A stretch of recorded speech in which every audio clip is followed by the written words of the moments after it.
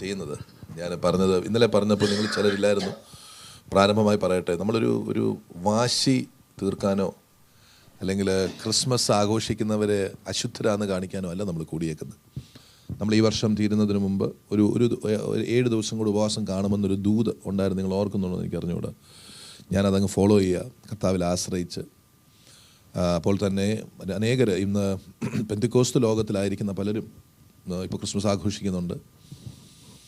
കഴിഞ്ഞ ദിവസം എൻ്റെ സുഹൃത്ത്, ഒരു കാലിഫോർണിയയിലുള്ള സുഹൃത്ത് എന്നെ വിളിച്ചു പറഞ്ഞു, പാസ്റ്റർ മെറി ക്രിസ്മസ്, നല്ല പെന്തിക്കോസ്തുകാരന്. നമ്മുടെ ദൈവം അനുഗ്രഹിക്കട്ടെ. ഓക്കെ. അപ്പം പറഞ്ഞു, പാസ്റ്റർ എന്തോ ഈ പഴയ പെന്തിക്കോസ്തുകാരെ പോലെ ക്രിസ്മസിൻ്റെ അന്ന് ഒരു ഉപവാസ പ്രാർത്ഥനയും ഇതൊക്കെ വെച്ച്. ഞാൻ പറഞ്ഞു, കുഞ്ഞെ, എനിക്ക് അതിനകത്തൊന്നും എതിർപ്പില്ല, ആഘോഷിക്കേണ്ടവർ ആഘോഷിച്ചോട്ടെ. ഞങ്ങൾക്ക് ഇങ്ങനെ ഒരു നടത്തിപ്പ് കിട്ടിയത് കൊണ്ടല്ല, നമ്മൾ വാശിയിലും വൈരാഗ്യത്തിലൊന്നും ചെയ്യുന്നതല്ല. നിങ്ങളത് അറിഞ്ഞിരിക്കണം. നമ്മൾ വാശിയിലൊന്നും വൈരാഗ്യത്തിലും ചെയ്യുന്നതല്ല. We have nothing to prove. നമുക്കൊന്നും തെളിയിക്കാനില്ല. പക്ഷേ ഞാൻ ഇന്നലെ പറഞ്ഞ പോലെ പറയാം, കർത്താവ് എനിക്കൊരു ദർശനം തന്ന പോലെ ഞാൻ ഓടുക. ഓക്കെ. അങ്ങനെ ആ ദർശനം കന്നിട്ട് ഓടുമ്പം നിങ്ങൾ മനസ്സിലാക്കി കൂടെ നിന്നില്ലെങ്കിൽ ഹേർട്ടാവും, ഒഫൻഡഡ് ആവും. അറിയാതെ ഒഫൻസസ് വരുമ്പോൾ സൂക്ഷിക്കണം. അന്നേരം പ്രാർത്ഥിക്കണം, അങ്ങ് ക്ഷമിക്കാൻ വേണ്ടി അങ്ങ് പ്രാർത്ഥിക്കും. കർത്താവേ, പാസ്റ്റർ അങ്ങനെ പറഞ്ഞല്ലോ, ക്ഷമിക്കണേ, ഞങ്ങളോടും ക്ഷമിക്കണേ. ഹൃദയത്തിനകത്ത് വേദനയും പ്രയാസവും ഒന്നും ഇല്ലാതെ നമ്മൾ ഓടണം. 1. 2, ദൈവത്തിൻ്റെ പ്രവൃത്തിയെക്കുറിച്ച് നിങ്ങളോട് ഒരു വാക്ക് പറയാൻ ഞാൻ കർത്താവിൽ താല്പര്യപ്പെടുന്നു. ഇന്ന് കാണുന്ന കാലിക പ്രസക്തമായ ചില മൂവുകളിലൂടെ ദൈവത്തിൻ്റെ പ്രവൃത്തി ദൈവം അനാവരണം ചെയ്യുന്നതിനെക്കുറിച്ച് നിങ്ങളോട് പറയാം. വചനത്തിൽ ഞാൻ പറയാം, ഇത് എന്നോട് ചേർത്ത് പറയാൻ ആഗ്രഹിക്കുക. നിങ്ങൾക്ക് വേണമെങ്കിൽ ഒരു വാക്യം കൊലോസ്യ ലേഖനത്തിൽ പറഞ്ഞിട്ടുണ്ട്, എല്ലാ പുകഴ്ചയും അവന് ക്രിസ്തുവിൽ ദൈവത്തിൻ്റെ മഹത്വത്തിനായിട്ട് തന്നെ എന്നൊരു വാക്യമുണ്ട്. നമുക്ക് ആ വാക്യം നോക്കിയേച്ചും നമുക്ക് മുമ്പോട്ട് പോകാം.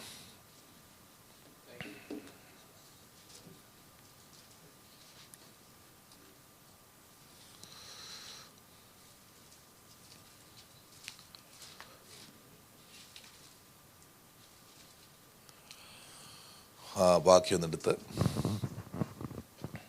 To him be the glory in the church. എഫേസ്യരിലായിരിക്കണം സഭയെ മഹത്വം. To him be glory in the church all eternity എന്നോ അങ്ങനെ അങ്ങോട്ട് അർത്ഥം വരുന്നൊരു വാക്യമുണ്ട്. അത് എടുത്തുകൊണ്ടിരിക്കുമ്പോൾ ചിലരത് എടുക്കട്ടെ. ഞാൻ പൊതുവിൽ നിങ്ങളോട് പറയുന്ന ഒരു കാര്യമുണ്ട്. ദൈവമക്കളെ, നമ്മുടെ മക്കൾ, പ്രത്യേകിച്ച് ഞാൻ യൂത്തിന് ഒക്കെ എടുക്കുന്ന മോനോട് പറയാറുണ്ട്, സൺഡേ സ്കൂളിലുള്ളവരോട് പറയാനിരിക്കുക, ദൈവവചനം അവരെ കൊണ്ട് നിങ്ങൾ പറയിക്കണം. വായിച്ചാൽ മാത്രം പോരാ, അവരെ കൊണ്ട് ദൈവമക്കൾ പറയിപ്പിക്കണം. ഓക്കെ. അതിന് വലിയ വ്യത്യാസങ്ങളുണ്ട്.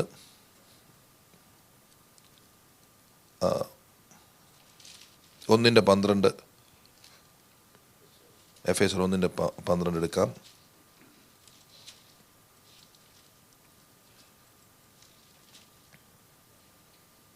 അല്ലല്ല, ഇതാ കേട്ടോ, 3:21 ഞാൻ ആഗ്രഹിച്ച. നന്ദി കർത്താവേ, സ്തോത്രം. എഫേസ്യർ 3:21. ഇത് നിങ്ങൾക്ക് എടുക്കാം. 1:12 എടുക്കാം. ഇപ്പം പറഞ്ഞത് എടുക്കാം. ശ്രദ്ധിക്കാം. എഫേസ്യർ 3:21. ഞാനിന്നൊരു നമ്മുടെ വിഷൻ അല്ലെങ്കിൽ കർത്താവിൻ്റെ പ്രവൃത്തി ഒന്ന് നിങ്ങൾക്ക് മനസ്സിലാക്കി തരിക. നമ്മളത് ഏറ്റെടുത്താൽ ക്രിസ്തുവിൻ്റെ ഫലം, സ്നേഹത്തിൻ്റെ ഫലം നമ്മളിൽ ഉളവാകാൻ ഇടയാകും. എന്ത് പഠിപ്പിച്ചാലും നമ്മുടെ ലക്ഷ്യം എന്താ? നിർവ്യാജ എന്ത് പഠിപ്പിച്ചാലും, നമ്മൾ എന്ത് പഠിപ്പിച്ചാലും കേട്ടാലും ദൈവമക്കൾ ആഗ്രഹിക്കേണ്ടത് എന്താ? നമ്മൾ ഫലം കായ്ക്കേണ്ടവരാണ്. ഓക്കെ. ഫലം കായ്ക്കുക എന്ന് പറഞ്ഞാൽ, 1, ആത്മാവിൻ്റെ ഫലങ്ങളായ സ്നേഹം, സന്തോഷം, സമാധാനം, ദീർഘക്ഷമ, പരോപകാരം, ഇന്ദ്രിയജയം, ദയ, വിശ്വസ്തത തുടങ്ങി 9 കാര്യങ്ങളുണ്ട്. ഇത് നമ്മൾ വചനം കേട്ട് കഴിഞ്ഞ് നമ്മുടെ ജീവിതത്തിലേക്ക് ഇത് അങ്ങോട്ട് കിട്ടുമ്പോൾ നമ്മിൽ നിന്നും പുറത്തേക്ക് വരേണ്ട വിഷയങ്ങൾ ഇതാ. കർത്താവ് നോക്കുമ്പോൾ നിങ്ങൾ ഇങ്ങനെ ചെയ്തു അങ്ങനെ ചെയ്തു എന്നല്ല, നീ ചെയ്യുന്നത് കൊണ്ടുള്ള നിൻ്റെ പ്രവൃത്തി അല്ലെങ്കിൽ നിന്നിൽ നിന്ന് വരുന്ന ഫലം എന്താ? നമ്മുടെ കുഞ്ഞുങ്ങൾക്ക് നമ്മൾ ആഹാരം കൊടുക്കുമ്പോൾ നമ്മൾ എല്ലാ ദിവസവും അവർക്ക് ചോറ് തന്നെ കൊടുക്കുന്നവരല്ല, എല്ലാ ദിവസവും നമ്മൾ ഇങ്ങനെ തന്നെ കൊടുക്കുന്നവരില്ല. എല്ലാ വിധേനയും നല്ല ഭക്ഷണം നമ്മുടെ കുഞ്ഞുങ്ങൾക്ക് കിട്ടണമെന്ന് നമ്മൾ ആഗ്രഹിക്കുന്നുണ്ട്. അപ്പം നല്ല ഭക്ഷണം കിട്ടുമ്പോൾ ഉദ്ദേശിക്കുന്നത് എന്തോ? അവർ മിടുക്കരാകണം, ചുറുചുറുക്കോടാകണം എന്നുള്ള ആഗ്രഹമാണ്. ഓക്കെ. ഇതിനേക്കാൾ അല്പം കൂടെ ശ്രേഷ്ഠനായി നമ്മളെ സ്നേഹിക്കുന്ന സ്വർഗത്തിലെ പിതാവ് നമുക്ക് വചനം തരുന്നത്, ആത്മാവിനെ തരുന്നത്, സ്വാതന്ത്ര്യം തരുന്നത് എന്തിനാ? നമ്മൾ ചുണക്കുട്ടികളായി നിൽക്കാൻ വേണ്ടിയിട്ട്, യേശുവിനെ പോലെ ആയി തീരുവാൻ വേണ്ടിയിട്ട്. യേശുവിനെ പോലെ ആയി തീരുക എന്ന് പറഞ്ഞതിൻ്റെ അർത്ഥം എന്താ? അവൻ്റെ സ്വഭാവം കാണിക്കുക എന്നുള്ളത് അല്ല, അവൻ്റെ സ്വരൂപത്തോട് നമ്മൾ അനുരൂപരായി തീരുക. എല്ലാ ദിവസവും യേശുവിനെ പോലെ ആയിത്തീരും. അപ്പോൾ യേശുവിനെ പോലെ ആയി തീരണമെങ്കിൽ നമുക്ക് ഇച്ചിരി ആരോഗ്യവും ബലവും ഒക്കെ വേണം. അത് വചനത്തിലൂടെ നമ്മളത് കാര്യം. വചനത്തിന് ഒത്തിരി, വചന ശുശ്രൂഷയ്ക്ക് ഒരുപാട് കാര്യങ്ങളുണ്ട്. അതിലൊന്നും ഞാൻ നിങ്ങളോട് പറയുക. ഇത് മനസ്സിൽ വെച്ചു വേണം. ഞാൻ ചരിത്രം ചിലപ്പോൾ പറഞ്ഞിരിക്കും, ദൈവദാസന്മാർക്ക് പറഞ്ഞ സ്വാതന്ത്ര്യമുണ്ട്. ഇത് വല്ല വിധേനയും ഞങ്ങൾ ചെയ്യുന്നത്, കർത്താവിൽ താല്പര്യപ്പെടുത്തി ചെയ്യുന്നത്, ഒരു ഇന്ന സമയമൊക്കെ ആകുമ്പോൾ നിങ്ങൾ മിടുക്കരായി ചുണക്കുട്ടികളായി ക്രിസ്തുവിന് പ്രയോജനമുള്ളവരായി തീരണമെന്നുള്ളത്. എഫേസറിനകത്ത് അത് പറഞ്ഞിട്ടുണ്ട്. നിങ്ങൾ സകല സൽപ്രവൃത്തിക്കും പ്രയോജനമുള്ളവരായി തീരത്തക്ക രീതിയിൽ, അതാ ഉദ്ദേശം. ഓക്കെ, ഇന്ന് ഈ വചനം പറയുന്നത് എഫേസർ 3:19-20 നിങ്ങൾക്കറിയാം, കാണാതറിയാം. എന്താ എഫേസർ 3:19-20? യാചിക്കുന്നതിലും നനയ്ക്കുന്നതിലും അത്യന്തം പരമായി നമ്മിൽ വ്യാപരിക്കുന്ന ശക്തിയാൽ കഴിയുന്നവന് സഭയിലും ക്രിസ്തുയേശുവിലും എന്നേക്കും തലമുറയായി മഹത്വം ഉണ്ടാകട്ടെ. ആമേൻ. അപ്പോൾ ഈ തലമുറ എന്നുള്ളത് നിങ്ങളൊന്ന് ശ്രദ്ധിച്ചോണം. ഓക്കെ, നമ്മൾ അല്പം പരിജ്ഞാനം ഇന്ന് പ്രാപിക്കാൻ വേണ്ടിയിട്ടാണ്. ഇന്ന് ഞാൻ വാക്ക് പറഞ്ഞിട്ടുണ്ട്, അതുകൊണ്ട് നേരത്തെ നിർത്തും. Praise God, hallelujah.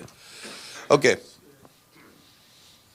ഇവിടെ യാചിക്കുന്നതിലും നനയ്ക്കുന്നതിലും അത്യന്തം പരമായി നമ്മിൽ വ്യാപരിക്കുന്ന ശക്തിയാൽ ചെയ്യാൻ കഴിയുന്നവൻ ആരെക്കുറിച്ച് അവിടെ പറയുന്നത്? അല്ല യെസ്, വായിച്ചത് മുഴുവൻ വായിച്ചേ, ഒരുമിച്ച് കിട്ടത്തില്ലല്ലയോ.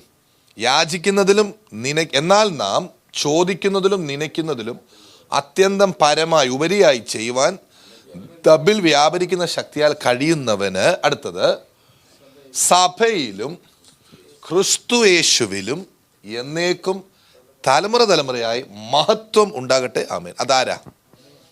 It is God the father. നമ്മൾ പഠിക്കുന്നതും ശരിയായിട്ടുള്ള അതിൻ്റെ കാഴ്ചപ്പാടെന്ന് ചോദിച്ചാൽ, തൃത്വത്തിൽ 3 വ്യക്തികളുണ്ട്. അവർ 3 പേരും ഒന്നാ. ഈ തൃത്വം വ്യക്തമായി മനസ്സിലാക്കാതെ അലങ്കോലപ്പെടുത്തി യഹോവ സാക്ഷികൾ പറയുന്നുണ്ട്, മറ്റ് പലരും ഇത് പഠിപ്പിക്കുന്നുണ്ട്. അതൊക്കെ തെറ്റാ, ഭോഷ്ക. യേശു ക്രിസ്തു എന്ന വ്യക്തിയുണ്ട്. എവിടെ ആയിരുന്നിരുന്നേ? പിതാവിൻ്റെ വലത്തുഭാഗത്തായിരുന്നത്. വചനമായി. ആദിയിൽ വചനമുണ്ടായിരുന്നു, വചനം ദൈവത്തോട് കൂടെയായിരുന്നു, വചനം ദൈവമായിരുന്നു. It's A separate entity. മറ്റൊരു വ്യക്തിത്വമാണ്, പക്ഷെ ഒന്നാണ്. ഞാനും റീനായും ഒന്നാണ് എന്ന് പറയുന്നത് പോലെ, ഭാര്യയും ഭർത്താവും ഒന്നാണെന്ന് പറയുന്നത് പോലെ 2 വ്യക്തിത്വങ്ങളാണ്, പക്ഷെ അവരൊന്നാണ്. എത്ര പേർക്ക് മനസ്സിലാക്കാൻ പറ്റും? ഇത് വ്യക്തമാണ്. ഓക്കെ, പരിശുദ്ധാത്മാവും ദൈവമാണ്, വ്യക്തിത്വമാണ്. He's a separate personality. He is here right now. പരിശുദ്ധാത്മാവിൽ കൂടെ മാത്രമേ നമുക്ക് യേശുവുമായിട്ടും ദൈവമായിട്ടും നമുക്ക് ബന്ധപ്പെടാൻ സാധിക്കത്തുള്ളൂ, ആത്മാവിൽ ബന്ധപ്പെടാൻ ഒക്കത്തുള്ളൂ. അതുകൊണ്ട് ആത്മാവിൻ്റെ അഭിഷേകം പ്രാപിക്കണമെന്ന് ഞാൻ എപ്പോഴും പറയും, നിർബന്ധമായിട്ടും. ഓക്കെ, അപ്പോൾ ഈ 3 പേരും ഒന്നാണ്. ഓക്കെ, നമ്മുടെ വിഷയം അതല്ല. ഇവിടെ നമ്മൾ പ്രധാനമായി പ്രാധാന്യം കൊടുക്കുന്നത് പിതാവായ ദൈവത്തിന്. അപ്പോൾ ഇവിടെ ദൈവത്തിന് മഹത്വം കിട്ടണം എന്നുള്ള ലക്ഷ്യമാണ് ഇവിടെ പൗലോസ് പറയുന്നത്. ഞാൻ കൂടെ ഉണ്ടല്ലോ. ദൈവത്തിന് മഹത്വം കിട്ടണമെന്നാണ് പൗലോസ് ഇതുകൊണ്ട് ഉദ്ദേശിക്കുന്നത്. ഇനി നമുക്കൊന്ന് നോക്കാം, ദൈവത്തിന് മഹത്വം കിട്ടുന്നത് എവിടെയാണ്? ഒന്ന്, സഭയിൽ. അപ്പം ദൈവത്തിന് മഹത്വം കിട്ടുവാൻ വേണ്ടി സഭ ദൈവം ഒരുക്കിയിരിക്കുന്ന ഒരു പ്രത്യേകതയാണ്. ദൈവത്തിന് സഭയിൽ എന്തുണ്ട്? ദൈവത്തിന് സഭയിൽ മഹത്വമുണ്ട്. തിരിച്ച് ചിന്തിച്ചാൽ ദൈവത്തിന് മഹത്വം കൊടുക്കാത്തത് സഭയല്ല. ഇന്ന് രാവിലെയും ഞാൻ ഇവിടെ വെച്ച് പ്രാർത്ഥിച്ച ദൈവമക്കൾ ശ്രദ്ധിച്ചു കാണുമല്ലോ. നമ്മുടെ സഭ ആത്മീകമായി വളരുന്നതിന് തടസ്സമായി നിൽക്കുന്ന ഒരു ഘടകം ശുശ്രൂഷകന്മാർക്ക് കണക്കിലറ്റ പ്രാധാന്യം കിട്ടുന്നു എന്നുള്ളത്. അത് ആത്മാവിന് എനിക്ക് മനസ്സിലാക്കാൻ പറ്റും. ഓക്കെ, ഞങ്ങൾ പാസ്റ്റർക്ക് പ്രാധാന്യമൊന്നും കൊടുക്കുന്നില്ലെന്നൊക്കെ പറഞ്ഞാലും പാസ്റ്റർമാരെ ബഹുമാനിക്കണം, ഞാനത് വിശ്വസിക്കുന്നു. പക്ഷേ A pastor cannot take the place of God. യേശുക്രിസ്തു ആണ് ഇവിടെ നമ്മുടെ മധ്യത്തിൽ നിൽക്കുന്നത്. അദ്ദേഹം എൻ്റെ കൂടെ, കർത്താവ് എൻ്റെ കൂടെ ഉള്ളത്, എൻ്റെ ഉള്ളിലുണ്ട്, അവൻ ഇപ്പോഴും എൻ്റെ കൂടുണ്ട്. അതുകൊണ്ട് ഞാൻ നിങ്ങളോട് വചനം പറയുന്നു, നിങ്ങളത് ഏറ്റെടുക്കുന്നത് അവൻ നിങ്ങളോടുള്ളത് കൊണ്ടാണ്. ഓക്കെ, അങ്ങനെ ഒരു സമർപ്പണത്തോടെ. കഴിഞ്ഞ ദിവസം കർത്താവ്, ഞാൻ പലപ്പോഴും ചോദിച്ചു, കർത്താവെ നീ എന്നെ വിടാതെ പിടിച്ചു നിർത്തുന്നല്ലോ. കർത്താവ് എന്നോട് പറഞ്ഞു, ഇറ്റ്സ് എ കോൾ, നിൻ്റെ മേലുള്ള വിളി അതാ. അപ്പം മഹത്വം ആർക്കാ? ഓക്കെ, ഇത് നിങ്ങൾ തിരിച്ചറിയണം. ഷിജുവിനെ ഇവിടെ ദൈവം വിളിച്ച് നിർത്തിയത് കൊണ്ട് അവനായിരിക്കുന്നു, അദ്ദേഹമായിരിക്കുന്നു. കർത്താവെ അതിന് നന്ദി. അപ്പോഴും മഹത്വം കൊടുക്കേണ്ടത് ആർക്കാ? യേശുവെ നീ ആ വ്യക്തിയെ ഇവിടെ കൊണ്ടുവന്നു, നന്ദി, നിലനിർത്തുന്നതിനായി സ്തോത്രം, പക്ഷെ മഹത്വം നിനക്ക്. ഓക്കെ, ഞാൻ എങ്ങനെയാണ് നിങ്ങൾക്ക് വേണ്ടി പ്രാർത്ഥിക്കുന്നതെന്നൊന്ന് പറയാം. ദൈവത്തിന് മഹത്വം. കർത്താവേ, ലീലമാമയ്ക്കായി സ്തോത്രം, നല്ല സ്വഭാവങ്ങൾക്കായി സ്തോത്രം, വിശ്വസ്തതയ്ക്കായി സ്തോത്രം, നിന്നെ അവൾ സ്നേഹിക്കുന്നതിനായി സ്തോത്രം. എന്നാൽ അവളിലൂടെ നിന്റെ പ്രവൃത്തി വെളിപ്പെടുന്നതിനായി നന്ദി. എത്ര പേർക്ക് ഇത് മനസ്സിലായി? ദൈവത്തിന് മഹത്വം. മറ്റൊരാളെ ഡിസ്കറേജ് ചെയ്യണ്ട, ഇടിച്ചു താഴ്ത്തണ്ട, അവർക്കായിട്ടെല്ലാം സ്തോത്രം. പക്ഷേ കർത്താവെ, അവരെ നിലനിർത്തിയിരിക്കുന്ന നീ ആയിരിക്കാൻ ഞാൻ നിന്നെ സ്തുതിക്കുന്നു. All the glory goes to God. ഇപ്പോൾ മനസ്സിലാകുന്നുണ്ടോ? നമ്മുടെ പ്രാർത്ഥനകളിലും നമ്മൾ ദൈവത്തിന് മഹത്വം കൊടുക്കണം. ആമേൻ. റൈറ്റ്. അപ്പം എല്ലാ കാര്യത്തിലും ദൈവത്തിന് മഹത്വം കിട്ടണം. 2, സഭയിൽ കിട്ടണം. 2, ക്രിസ്തുവേശുവിൽ കിട്ടണം. യേശു ക്രിസ്തുവിൽ മാത്രമേ ദൈവം മഹത്വം എടുക്കത്തുള്ളൂ. യേശു ക്രിസ്തുവിൽ മാത്രമേ ദൈവം സ്വീകരിക്കത്തുമുള്ളൂ, കൊടുക്കത്തുമുള്ളൂ. യേശു ക്രിസ്തുവാണ് ലോകവും ദൈവവും ലോകവുമായിട്ടുള്ള വലിയ പാലം. കഴിഞ്ഞ ദിവസം ദേവദാസന്മാരെ ഞാൻ ഒന്ന് വായിച്ചപ്പോൾ ഇതെന്നെ ഒന്ന് ടച്ച് ചെയ്തു. ഇത് വേറെ വിഷയമാണ്. അവൻ ലോകത്തെ തന്നോട് നിരപ്പിച്ചെന്നാണ് പറഞ്ഞേക്കുന്നത്. അത് വായിച്ചതാണ്, എനിക്കത് അറിയാം. പക്ഷെ അതൊന്ന് ചിന്തിച്ച് നോക്കിയ കർത്താവ് ഒരു പ്രത്യേക രീതിയിൽ എന്നെ ടച്ച് ചെയ്തു. ലോകത്തെ തന്നെ ദൈവം തന്നോട് നിരപ്പിച്ചിരിക്കുകയാണ്. മനസ്സിലാകുന്നുണ്ടോ? എന്നിട്ട് പൗലോസ് പറയുക, ഈ നിരപ്പിന്റെ ശുശ്രൂഷ ഞങ്ങളെ ഏൽപ്പിച്ചുമിരിക്കുന്നു. നമ്മുടെ എല്ലാവരുടെയും പരിപാടി കേട്ടോ, നിരപ്പിന്റെ ശുശ്രൂഷ. മനസ്സിലായോ? ദൈവം യേശു ക്രിസ്തുവിലൂടെ, കർത്താവായ യേശു ക്രിസ്തുവിലൂടെ ദൈവം ലോകത്തെ നിരപ്പിച്ചിരിക്കുക. അങ്ങനെയാണ് ഞാനൊരു കൊച്ചു കുസൃതി ചിന്ത അങ്ങോട്ടിടുക. നിങ്ങളൊന്ന് ഏറ്റെടുക്കാൻ വേണ്ടിയിട്ടാണ്. ഏറ്റെടുക്കാൻ ചിന്ത ചോദിക്കുക. കർത്താവ് യാക്കോബക്കാരെ തന്നോട് നിരപ്പിച്ചിരിക്കുക. വിശ്വസിക്കുന്നോ ഇല്ലയോ? അത് നിൽക്കുക, അമ്മയെ ധൃതി വെക്കാതെ. നിരപ്പിച്ചു. യേശു കർത്താവ് കത്തോലിക്കരെ തന്നോട് നിരപ്പിച്ചിട്ടുണ്ടോ? ഹിന്ദുക്കളെ നിരപ്പിച്ചിട്ടുണ്ടോ? ഇസ്ലാം മതത്തിലെ നിരപ്പിച്ചിട്ടുണ്ടോ? അതിൻ്റെ അർത്ഥം മനസ്സിലാവുന്നുണ്ടോ? Praise God. He is open to everybody. അപ്പൊ പിന്നെ നമ്മൾ ഈ തനിയെ കൂടി നമ്മൾ വേർപാടും വിശുദ്ധി എന്ന് പറയുന്നതിനകത്ത് അർത്ഥം എന്താ? പറ. അതിനും അർത്ഥമുണ്ട്. ഒരു സത്യം നമ്മൾ പറയുമ്പോഴത്തേക്കും മറ്റേ സത്യം ഇല്ല എന്ന് പറഞ്ഞതാണ് പിശാചിന്റെ തന്ത്രം. അതും ശരിയാണ്, ഇതും ശരിയാണ്. സത്യത്തിന് പല മുഖങ്ങളുണ്ട് ദൈവമക്കളെ, നിങ്ങൾ മറക്കരുത്. അവിടെയാണ് ദൈവമക്കളെ അനേക സഭകൾ തമ്മിൽ വഴക്കുണ്ടാകുന്നത്. അത് അടി പിടി, ചവിട്ടുന്ന നാടകം, ഗുസ്തി ഇതെല്ലാം നടക്കുന്നതിൻ്റെ കാര്യം എന്താ? ഇത് സത്യത്തിനൊരു മുഖം മാത്രമാണ്. ഓക്കെ.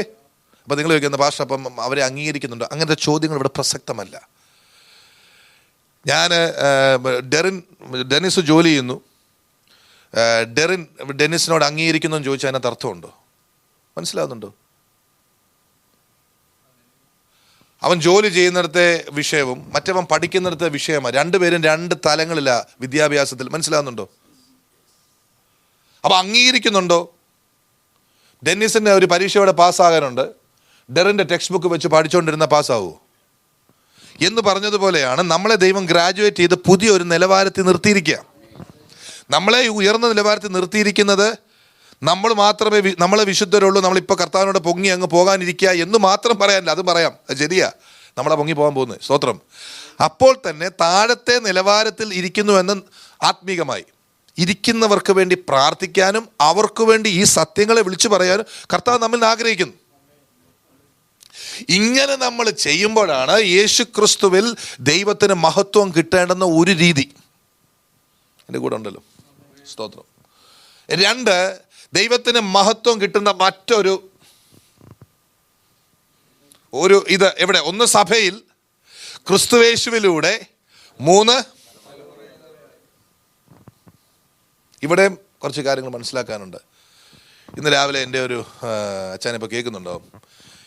എൻ്റെ ഒരു അച്ഛൻ ഇന്ന് ഫ്ലോറിഡയിൽ നിന്ന് വിളിച്ചായിരുന്നു. അച്ഛൻ പറഞ്ഞു, മോനെ നിങ്ങൾ ഇന്നാരുടെ പിന്നെ ഇതവിടെ ഇട്ടല്ലോ, എനിക്ക് ഇച്ചിരി പ്രയാസമായി പോയെന്ന്.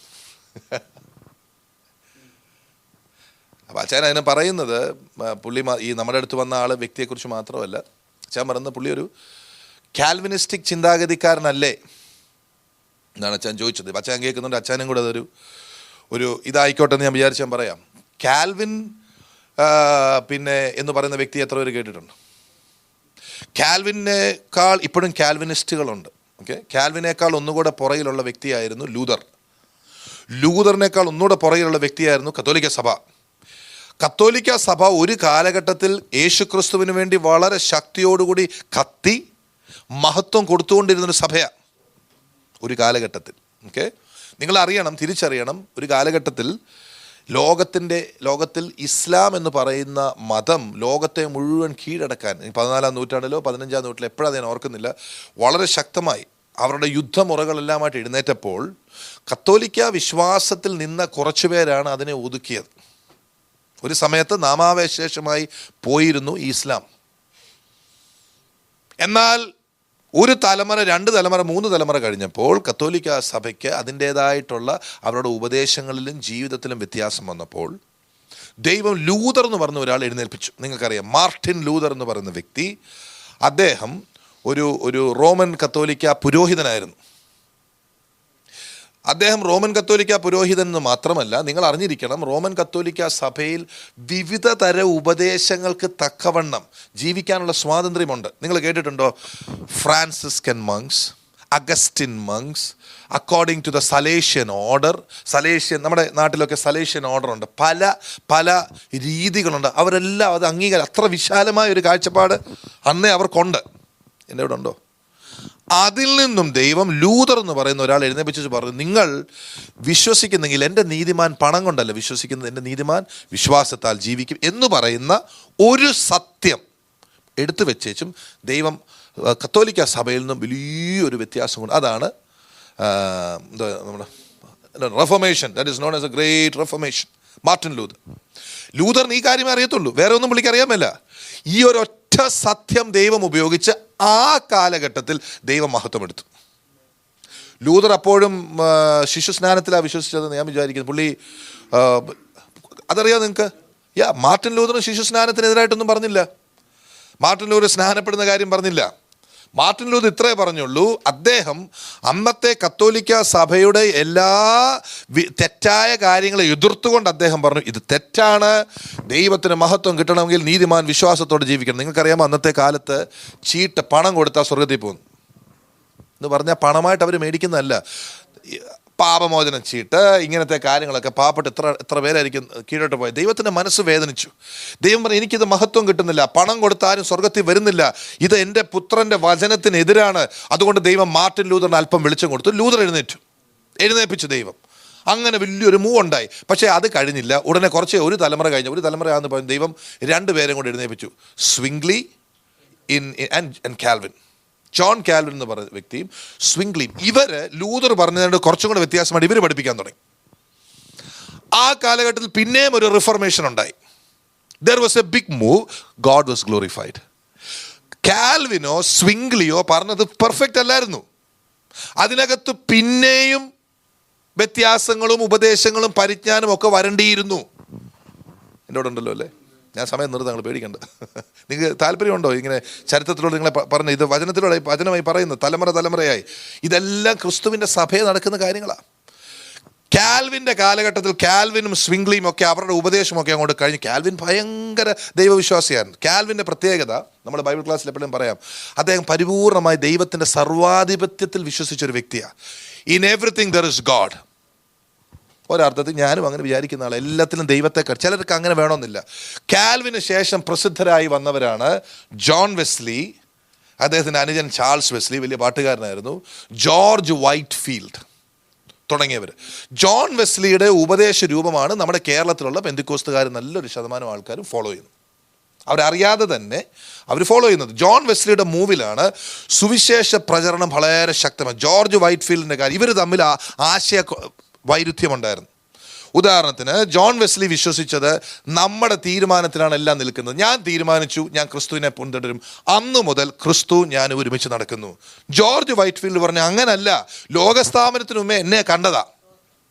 അപ്പം ജോൺ വെസ്ലിയുടെ ആൾക്കാർ ചോദിച്ചു, അങ്ങനെയാണെങ്കിൽ പിന്നെ ഞാൻ എന്തുകൊണ്ടാണ് തീരുമാനിച്ചത്? ഞാൻ പാവയാണോ? എനിക്ക് സ്വതന്ത്രമായിട്ട് വില്ലില്ലേ എന്ന് ജോൺ വെസ്ലിയുടെ ആൾക്കാർ ചോദിച്ചു. അപ്പോൾ ജോർജ് വൈറ്റ് ഫീൽഡിൻ്റെ ആൾ ചോദിച്ചു, നീ സ്വതന്ത്രമായ പാവയല്ല, നിനക്ക് ചിന്തിക്കാൻ പോലും കഴിവ് തരുന്നത് എല്ലാത്തിനും വചനമുണ്ട്, ബൈബിളിൽ വാക്യമുണ്ട്. പക്ഷെ അവർ തമ്മിൽ സ്നേഹമോ?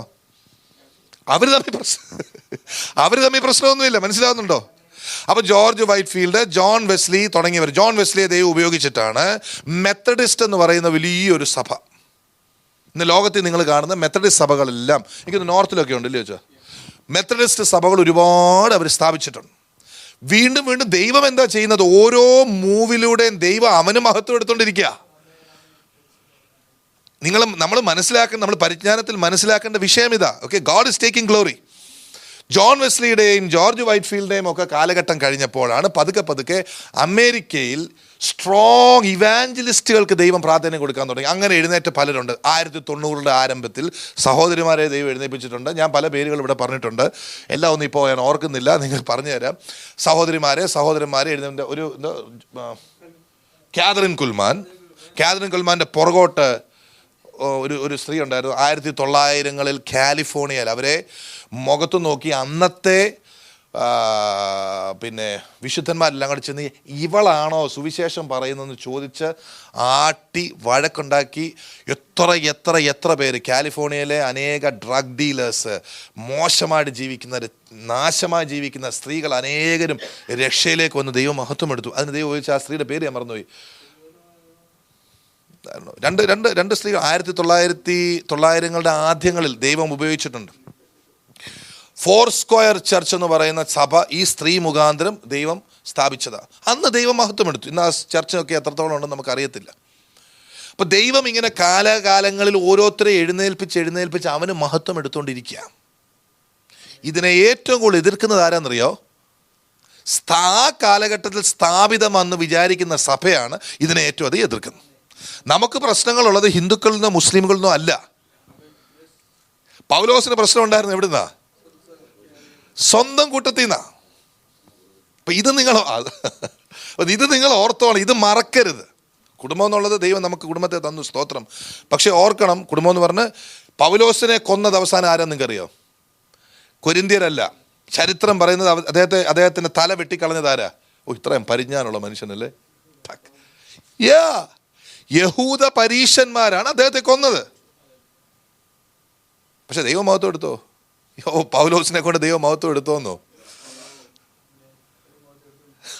Praise God.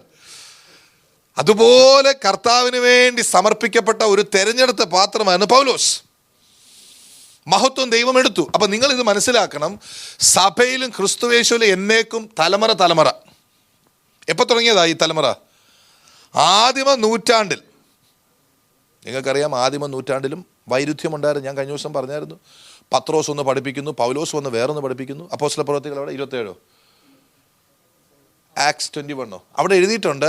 യാക്കോബ്, പൗലോസ് ഈ സുവിശേഷ വേലയെല്ലാം കഴിഞ്ഞ തിരിച്ച് യെരുശലേമിൽ വന്നു. യാക്കോബ് ചോദിച്ചു, പൗലോസേ സഹോദരൻ, നീ ഇങ്ങനെ ജാതികളെ ഏതാണ്ടൊക്കെ പഠിപ്പിക്കുന്നത് ഞങ്ങൾ കേട്ടല്ലോ, നീ ഇങ്ങോട്ട് വന്ന് ഞങ്ങളോടും കൂടെ പറഞ്ഞാട്ടെ എന്ന് പുള്ളി അങ്ങോട്ട് പറഞ്ഞേച്ചും പൗലോസിനോട് ചില കാര്യം ഇവർക്ക് അറിയത്തില്ല. അവർക്ക് അത്രയും വെളിപ്പാട് കിട്ടിയിട്ടില്ലെന്ന് ഞാൻ വിചാരിക്കും. ഈ പുള്ളിക്ക് ഭയങ്കര വെളിപ്പാടാണ്. കാരണം പുള്ളിയെ ദൈവം അതിനുവേണ്ടി തിരഞ്ഞെടുത്തിരിക്കുക. അപ്പം നമ്മൾ മനസ്സിലാക്കണം, നമ്മൾ കണ്ടതും കേട്ടതും പഠിക്കുന്നതും ചിന്തിക്കുന്നതുമായ കാര്യങ്ങൾ മാത്രമേ സത്യമുള്ളൂ എന്ന് വിചാരിക്കരുത്. അവിടെയാണ് വലിയ ദോഷമുള്ളത്. ഞാൻ ചോദിക്കട്ടെ, മർത്തോമാക്കാർക്ക് എന്നാ കുഴപ്പം? മർത്തോമ സഭയ്ക്ക് എന്നാ കുഴപ്പം? നിങ്ങൾ പറ, എന്താ കുഴപ്പം? എന്നാ സുവിശേഷം പറയുന്നില്ലേ? അവര് പൗരോഹിത്യത്തിൽ വിശ്വസിക്കുന്നവർ പട്ടത്വത്തിൽ വിശ്വസിക്കുന്നു, പറഞ്ഞാൽ ലീഡർഷിപ്പിൽ അവർ വിശ്വസിക്കുന്നു. നമുക്കങ്ങനെ എലക്റ്റഡ്, നമുക്കും ഇല്ലേ ഓർഡൈൻ പാസ്റ്റേഴ്സ് ഇല്ലേ? നമ്മുടെ ദേവദാസന്മാരെ നമ്മൾ പ്രത്യേകം മാനിക്കുന്നില്ലേ? അവർ ഓർഡൈൻ പാസ്റ്റേഴ്സ്, നമ്മൾ കൃപയാ നമ്മൾ ഓർഡൈൻ ചെയ്തതല്ലേ? നമ്മൾ അവരെ വിശ്വസിക്കുന്നില്ലേ? നമുക്ക് അവർക്ക് പ്രാധാന്യം കൊടുക്കുന്നില്ലേ? അതുപോലെ അവരും ചെയ്യുന്നുള്ളൂ. എന്താ കുഴപ്പം? എന്തുവാ? ദൈവമക്കളെ മനസ്സിലാക്കണം, ഇത് വ്യക്തമായി മനസ്സിലാക്കണം. എക്സാക്ട്ലി, താങ്ക് യു അച്ഛാ. അത് തന്നെ, നമുക്ക് ദൈവം ഓരോ കാലഘട്ടത്തിലും ഒരു പ്രത്യേക ഉദ്ദേശത്തിന് വേണ്ടി ചില വേഷങ്ങൾ തരും. ഈ വേഷം ഇട്ടാൽ പോരെ, അതിനകത്ത് എന്ത് വേണം? ക്രിസ്തു ജീവിച്ചിരിക്കണം. ഇപ്പൊ ഏത് വേഷം ഇട്ടാലും ഷിജുവാ, സ്തോത്രം ഇല്ലേ? ഏത് ഡ്രസ്സ് ഇട്ടാലും ഷിജുവാ. ക്രിസ്തു ഓരോ തലമുറയിലും അവൻ ക്രിസ്തുവായി നിൽക്കുമ്പോൾ തന്നെ ദൈവനാമ മഹത്വത്തിനായി അവന്റെ മണവാട്ടിയായി ഒരുക്കപ്പെടുന്ന സഭയ്ക്ക് പല വേഷങ്ങൾ കൊടുക്കും. പക്ഷെ ഉള്ളു ക്രിസ്തുവാണ്, സത്യമാണ്, വചനമാണ്. ചേർന്ന് സ്തോത്രം പറയണം. ഇത് നിങ്ങൾ മനസ്സിലാക്കണം. ആ കാലഘട്ടത്തിൽ നിങ്ങൾ മനസ്സിലാക്കണം. 5 മിനിറ്റ് പ്രാർത്ഥിക്കാം. ഓക്കെ. ആ കാലഘട്ടത്തിൽ നമ്മുടെ കേരളത്തിലെ ചരിത്രം എടുക്കുമ്പോൾ യാക്കോബായ സമുദായം എന്ന് പറയുന്നിടത്ത് ഇരുളടഞ്ഞ ഒരു കോട്ട, എന്നത്തെ പോലൊന്നും അല്ല. ഞാൻ കേട്ടിട്ടുണ്ട് കൊച്ചു കുഞ്ഞുങ്ങളൊക്കെ കുരുതി കൊടുക്കപ്പെടുന്നത് എൻ്റെ കുടുംബത്തിൽ നിന്ന് ഞാൻ കേട്ടിട്ടുണ്ട്. ഒക്കെ ഇരിക്കട്ടെ, ദൈവമേ, പിശാചിൻ്റെ പ്രവൃത്തി പോട്ടെ. എന്നാൽ ആരംഭം അങ്ങനെ ആയിരുന്നില്ല. 100-200 വർഷം മുമ്പ് ദൈവത്തിന് കൃപ തോന്നി. ദൈവം അബ്രഹാം മൽപ്പാൻ എന്ന് പറയുന്ന ഒരാളെ എഴുന്നേൽപ്പിച്ചു. അദ്ദേഹം പറഞ്ഞു ചില കുർബാനയിൽ ചില അത് അറിയത്തുള്ളൂ, കുർബാനയിൽ ചില വ്യത്യാസങ്ങളൊക്കെ വരുത്തണം, ഇങ്ങനൊന്നും പോലെ മരിച്ചവർക്ക് വേണ്ടിയുള്ള പ്രാർത്ഥന വചനവിരുദ്ധമാണ് എന്നുമൊക്കെ പറഞ്ഞേച്ചും പുള്ളിയിലൂടെ ദൈവം ഒരു വലിയ മൂവ് അങ്ങ് ആരംഭിച്ചു. അതാണ് മർത്തോമ സഭയായത്. എന്നാൽ മർത്തോമ സഭയ്ക്കകത്തും അവരെന്ത് ചെയ്തു? ശിശുസ്നാനത്തെ അംഗീകരിച്ചു, കുപ്പായമിടുന്നതിനെ അംഗീകരിച്ചു. അവർക്ക് അറിവില്ലായിരുന്നു, അല്ലെങ്കിൽ അവരറിയാൻ മെനക്കെട്ടില്ല. അതാ വിഷയം. അറിയാൻ മെനക്കെട്ടില്ല. അവർ വന്നു, സുവിശേഷമൊക്കെ നടന്നു, സഭകളായി, അവിടെ ഇവിടെ കെട്ടിടങ്ങളായി, അവർ വളരെ വെൽ ഓഫായി, ഒരു റിഫൈൻഡ് യാക്കോബ സഭയായിട്ട് അവർ നിലനിന്നു. കൂട്ടത്തിൽ CSI സഭയും കേരളത്തിൻ്റെ ഇത് വെച്ച് പറയാം, അവർക്കും കെട്ടിടം കിട്ടി, അവരും റിഫൈൻഡായി. അവർ കുറച്ചും കൂടെ പാട്ടിനൊക്കെ താല്പര്യം കുറച്ച് റിഫൈൻഡായിട്ട്, കുറച്ചും കൂടെ പൂർണ്ണമായിട്ടും മലയാളമോ പൂർണ്ണമായിട്ടും ഇംഗ്ലീഷായിട്ട്, മറ്റേ ഇച്ചിരി സിറിയാനിയുണ്ട്. ഇത് പൂർണ്ണമായിട്ടും കേരളീയമായി ലോക്കലൈസ്ഡായി നിന്നു. ഇങ്ങനെ പോകുമ്പോഴാണ് 10-75 വർഷം കഴിഞ്ഞപ്പോൾ ദൈവം വീണ്ടും ഒരു പുതിയ ഉടുപ്പ്. കുഞ്ഞെ, നീ അതിനകത്ത് ചില പ്രശ്നങ്ങളുണ്ട്. ഏതാ? ഉപദേശ രൂപത്തിനകത്ത് നിങ്ങൾ പൂർണ്ണമായിട്ടില്ല. സ്നാനം ഞാൻ ആഗ്രഹിക്കുന്നൊരു വിഷയമാണ്, ജലസ്നാനം. പെന്തിക്കോസ്തുകാർ, കേരളത്തിലെ പെന്തിക്കോസ്തുകാർ ഈ ജലസ്നാനത്തിന് പ്രാധാന്യം കൊടുത്തുകൊണ്ടും പിൽക്കാലത്ത് അമേരിക്കയിൽ നിന്നും മറ്റും കടന്നു വന്ന ഹോളിനെസ് മൂവ്മെൻറ്റ് ഈ സഭയെ പിടിച്ചെടുക്കുകയും അതൊരു തരം വെസ്ലിയൻ മൂവ്മെൻറ്റാണ്. നമ്മളെന്തോ ചെയ്തിട്ട് വേണം നമ്മൾ വിശുദ്ധിയിലായിരിക്കാൻ എന്നുള്ളൊരു ഉപദേശം നമ്മുടെ കേരളത്തിലെ സഭകളെയൊക്കെ പിടിക്കുകയും അവർ സ്നാനത്തിനും വേർപാടിനും വിശുദ്ധിക്കും താല്പര്യം കൊടുത്തുകൊണ്ട് അവരിന്ന് നിൽക്കുന്നു. മനസ്സിലാകുന്നുണ്ട്? അതുകൊണ്ടാണ് നിങ്ങൾ അവരുടെ സഭകളിൽ പോയാൽ അവർ വിശുദ്ധിക്ക് വളരെ പ്രാധാന്യം കൊടുക്കും. ഞാൻ നിങ്ങളോട് പറയുന്നു, പ്രാധാന്യം കൊടുക്കുന്നത് വിശുദ്ധിക്കല്ല, യേശുവിനാണ്. യേശു ഉണ്ടെങ്കിൽ അവൻ്റെ വിശുദ്ധി എനിക്കുണ്ട്. യേശു എൻ്റെ കൂടെ ഉണ്ടെങ്കിൽ ആ വിശുദ്ധിയിൽ നിൽക്കാൻ അവൻ എന്നെ സഹായിക്കുന്നു. യേശു കൂടെ ഉണ്ടെങ്കിൽ ഞാൻ എടുത്ത തീരുമാനത്തിൽ നിലനിൽക്കാൻ അവൻ എന്നെ സഹായിക്കുന്നു. ദൈവം ഈ കാലഘട്ടങ്ങളിൽ പിന്നെയും പുതിയ പുതിയ നമ്മളെപ്പോലുള്ള കൂട്ടങ്ങൾ എഴുന്നേൽപ്പിക്കുക. ഈ കൂട്ടത്തെക്കുറിച്ച്, ഇനിയും റിവൈവൽ കൂട്ടത്തെക്കുറിച്ച് പറയാം. ദൈവം ആഗ്രഹിക്കുന്ന ഏറ്റവും വലിയ വിഷയം ഞാൻ നിങ്ങളോട് പറയാം. കർത്താവിന് മഹത്വം കിട്ടണമെങ്കിൽ നമ്മൾ പരിജ്ഞാനത്തോടുകൂടെ ആയിരിക്കണം. ഭൂമിയെല്ലാം അവൻ്റെ പരിജ്ഞാനം കൊണ്ടു നിറയും. അതെപ്പോഴാണെന്നറിയോ? കർത്താവിൻ്റെ 1000 ആണ്ട് വാഴ്ചയിലാണ്. ഭൂമിയെല്ലാം അവൻ്റെ പരിജ്ഞാനം. അതിന് ഒരു ആരംഭം എന്നോണമാ. അനേകർക്കില്ലാത്ത ഒരു പരിജ്ഞാനം ഈ കൂട്ടായ്മയ്ക്കുണ്ട്. നമ്മൾ പരിജ്ഞാനത്തിൽ ജീവിക്കുകയും പരിജ്ഞാനത്തിൽ വളരുകയും പരിജ്ഞാനത്തിൽ മറ്റുള്ളവരോട് പെരുമാറുകയും ചെയ്യുമ്പോൾ നമ്മിലൂടെ പുറത്തേക്ക് വരുന്നത് ക്രിസ്തുവിൻ്റെ വാസനയാണ്. എൻ്റെ കൂടെ ഉണ്ടായിരുന്നു നിങ്ങൾ? എങ്ങനെ ദൈവത്തിന് മഹത്വം കിട്ടുമെന്ന് മനസ്സിലായോ? ഇന്ന് നമ്മൾ കേരളത്തിലെ, ലോകത്തിലെമ്പാടും ക്രിസ്മസ് ആഘോഷിക്കുന്നു. പലരും ക്രിസ്മസ് ആഘോഷിക്കുന്നുണ്ട്. പെന്തിക്കോസ്തുകാർ ക്രിസ്മസ് ആഘോഷിക്കുന്നുണ്ട്. ഞാൻ അവർ ചെയ്യുന്നത് തെറ്റോ ശരിയോ എന്നുള്ളത് ഞാൻ പറയേണ്ട ആവശ്യമില്ല. പക്ഷേ ഇന്ന് ഇവിടെ നമ്മളിത് കൂടുമ്പോൾ ദൈവം പ്രത്യേകമായിട്ടൊരു മഹത്വം എടുത്തുകൊണ്ടിരിക്കുക. ഇതൊരു പുതിയ കാഴ്ചപ്പാടാണ്. ഞങ്ങൾ ക്രിസ്മസിനെ എതിർക്കുന്നു, വെറുക്കുന്നത് ജാതിയാണെന്ന് പറയുന്നവരുടെ കൂട്ടത്തിൽ നമ്മളില്ല. അങ്ങനെ പറഞ്ഞവരുണ്ട്, അറിയാമല്ലോ. നമുക്കറിയാവുന്നൊരു ദേവദാസൻ്റെ 2ാം തലമുറ ക്രിസ്മസിന് മറ്റുള്ളവരെ വിളിച്ച് വലിയ കാര്യങ്ങൾ ചെയ്യുന്നു എന്ന് പറയുന്നതിൽ ഞാൻ സന്തോഷിക്കുന്നുണ്ട്. ക്രിസ്മസിനെ ഒരു സമയമായിട്ട് ഉപയോഗിച്ച് അനേകരെ നേടുവാൻ ഉപയോഗിക്കുന്നത് വലിയൊരു കാര്യമാണെന്ന് ഞാൻ വിശ്വസിക്കുന്നു. നിങ്ങൾ വിശ്വസിക്കുന്നത് എനിക്ക് അറിഞ്ഞുകൂടാ. അപ്പോൾ അങ്ങനെ ക്രിസ്മസിനകത്ത് ആരെങ്കിലും ഒന്ന് കേക്ക് മുറിക്കുകയോ ഒരു മെറി ക്രിസ്മസ് എന്ന് വല്ലതും പറയുമ്പോഴത്തേക്കും ഉടനെ അവനെ ഭാവി എന്നൊക്കെ വിളിക്കുന്നതിനോട് ഞാൻ യോജിക്കുന്നില്ല. അപ്പോൾ തന്നെ ദൈവം എനിക്ക് തന്നിരിക്കുന്ന പരിജ്ഞാനത്തിൽ ഉറച്ചു നിൽക്കാനും ഞാൻ തീരുമാനിക്കുന്നു. നമ്മുടെ സഭയുടെ ദർശനം ഇതാ. മഹത്വം ദൈവത്തിന് കിട്ടണം.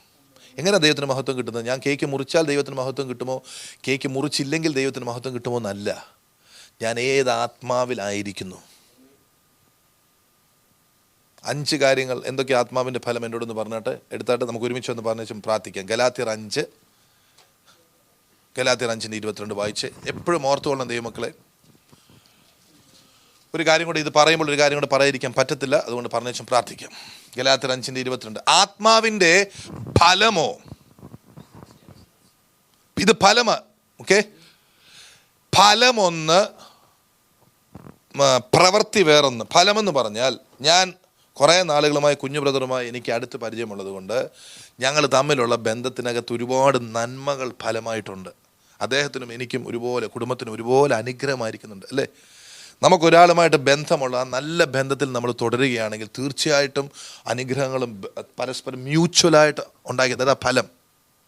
ഓക്കെ, യേശുവിൻ്റെ കൂടെ, ആത്മാവിൻ്റെ കൂടെ നടക്കുമ്പോൾ ഉണ്ടാകുന്ന വിഷയങ്ങളാണ് സ്നേഹം, സന്തോഷം, സമാധാനം, ദീർഘക്ഷമ, ദയ, പരോപകാരം, വിശ്വസ്തത, സൗമ്യത, ഇന്ദ്രിയജയം. ഓക്കെ, ഈ വകയ്ക്ക് വിരോധമായ ഒരു ന്യായപ്രമാണമില്ല. അത് മറ്റൊരു വിഷയം, അവിടെ ഇരിക്കട്ടെ. ഈ കാര്യങ്ങൾ എൻ്റെ ജീവിതത്തിൻ്റെ ഓരോ തീരുമാനത്തിലും ഇതിന് ഞാൻ മുൻപന്തി കൊടുത്താൽ ഒരു അഭിപ്രായ വ്യത്യാസം ഉണ്ടായി. എന്തുകൊണ്ടാണ് സഭകളിൽ തമ്മിൽ വഴക്കുണ്ടാകുന്നത്? ഞാൻ ക്രിസ്മസ് വിശ്വസിക്കുന്നു, നീ ക്രിസ്മസ് വിശ്വസിക്കുന്നു, നാളെ തൊട്ട് ഞാനും നീയുമായിട്ട് ബന്ധമില്ല.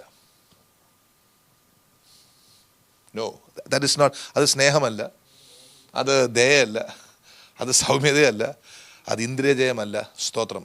നീ അത് വിശ്വസിക്കുന്നുണ്ടോ?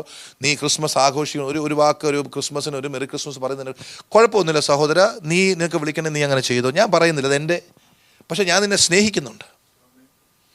അങ്ങനെയാണെങ്കിൽ നിങ്ങൾക്ക് എന്താ മർത്തോമ സഭയിൽ ആലോചിച്ച സഹോദര, എന്നെ ദൈവം പുറത്തേക്ക് വിളിച്ചിരിക്കുക, എന്നെ ദൈവം വേർപെട്ട് ആരാധിക്കാൻ വിളിച്ചിരിക്കുക.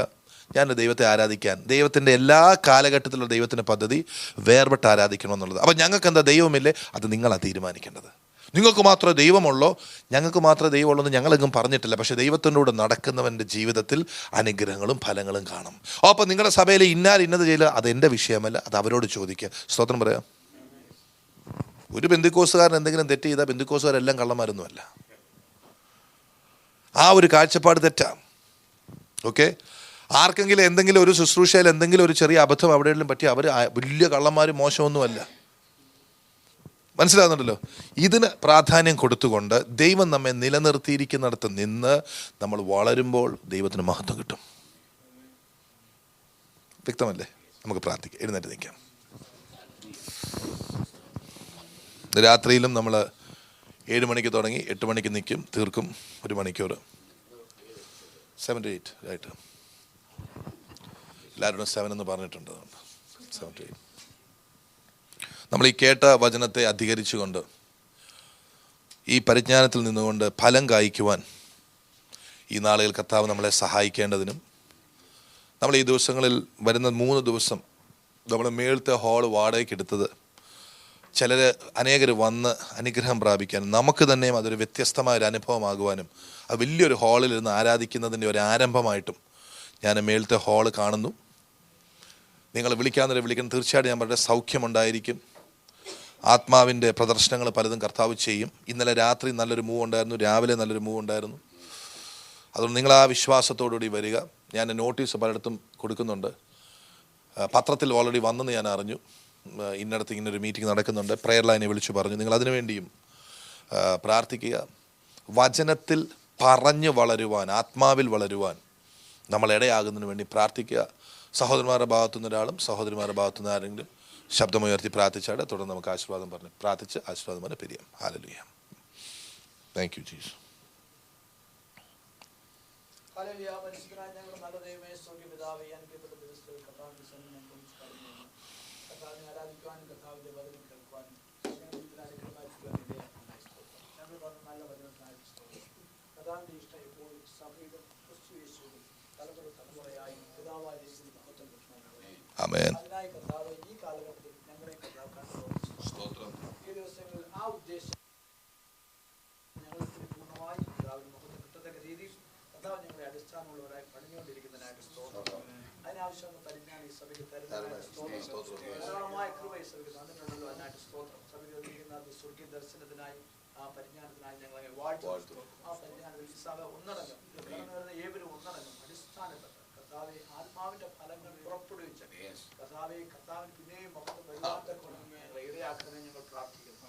ദൈവമേ, ഈ വചനം ഞങ്ങളുടെ എല്ലാവരുടെ ജീവിതത്തിൽ അനുഗ്രഹമായി തന്നെ ഞങ്ങൾ വചനത്തിലും ദൈവ പരിജ്ഞാനത്തിലും അടിസ്ഥാനമുള്ളവരായി വളർന്നു വരുവാൻ ഞങ്ങളെ സഹായിക്കണം. ആർക്കും ഞങ്ങളെ ചലഞ്ച് ചെയ്യാൻ വയ്യാത്തവണ്ണം വചനം ഞങ്ങളുടെ ഉള്ളിലേക്ക് ഡീപ് റൂട്ടഡായി ഞങ്ങളെ സഹായിക്കണം. ഈ സഭയിൽ കടന്നു കുഞ്ഞുങ്ങളാകട്ടെ വലിയവരാകട്ടെ എല്ലാവരും ഈ ദൈവ പരിജ്ഞാനത്തിൽ ദിവസം നിറയപ്പെടുവാൻ, അവരെ ആർക്കും ടച്ച് ചെയ്യാൻ പറ്റാത്ത രീതിയിൽ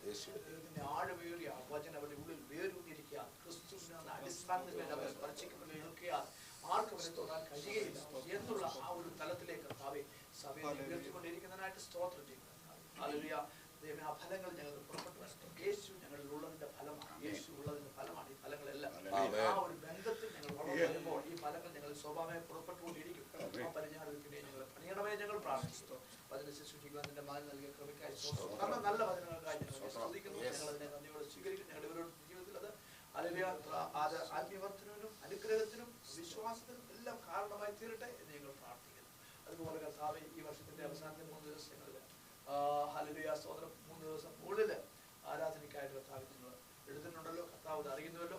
അനേക ജീവിതങ്ങളിൽ പട്ടണത്തിൽ കടന്നു വന്ന കർത്താവിനെ കാണുവാൻ, കർത്താവിന്റെ അനുഗ്രഹം പ്രാപിക്കുവാൻ ഇതൊരു മുഖാന്തരമായി കർത്താവ് തീർക്കണമേ. അതുപോലെ ദൈവമേ, മുന്നോട്ട് ഞങ്ങൾക്ക് വേണ്ടി ഒരുക്കുന്ന നല്ല ആരാധനാലയത്തിന്റെ, ഞങ്ങൾക്ക് വേണ്ടി ഒരുക്കുന്ന പുതിയ ആരാധനാലയത്തിന്റെ ഒരു മുന്നോടിയായി കർത്താവ് ഈ ആരാധനയെ കണ്ട് ചെയ്യുകയാണ്. തമ്പുരാൻ അതിനെ മഹത്വമെടുക്കണം ഞങ്ങൾ പ്രാർത്ഥിക്കുന്നു.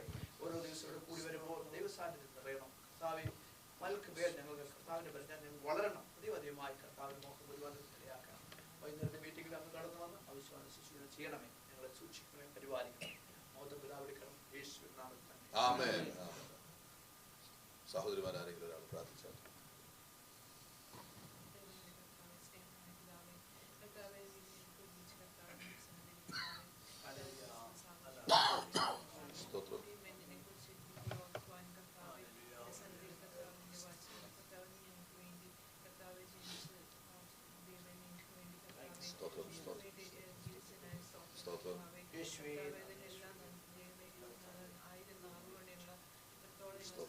സ്തോത്രം, സ്തോത്രം, സ്തോത്രം.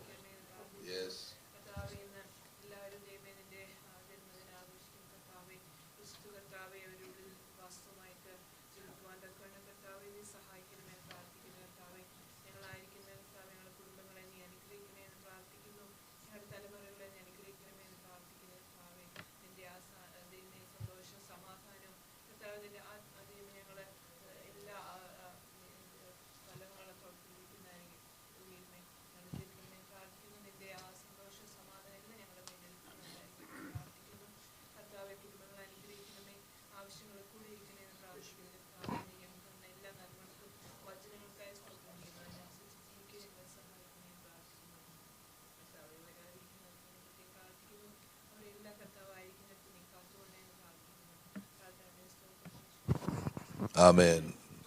നമ്മുടെ കർത്താവായ യേശുക്രിസ്തുവിന്റെ കൃപയും പിതാവായ ദൈവത്തിന്റെ സ്നേഹവും പരിശുദ്ധാത്മാവിന്റെ സഹവാസവും കൂട്ടായ്മയും കർത്തൃത്വവും നമ്മോടും നാം കേട്ട വചനത്തോടും അതിൻ്റെ എല്ലാ പരിജ്ഞാനത്തോടും കൃപയോടും ശക്തിയോടും ഇപ്പോഴെപ്പോഴും നമ്മുടെ ആത്മീക വർദ്ധനായിട്ട് ലോകത്തിൻ്റെ നന്മയ്ക്കായിട്ട് ക്രിസ്തുവിൽ ആയി തീരുമാറാകട്ടെ.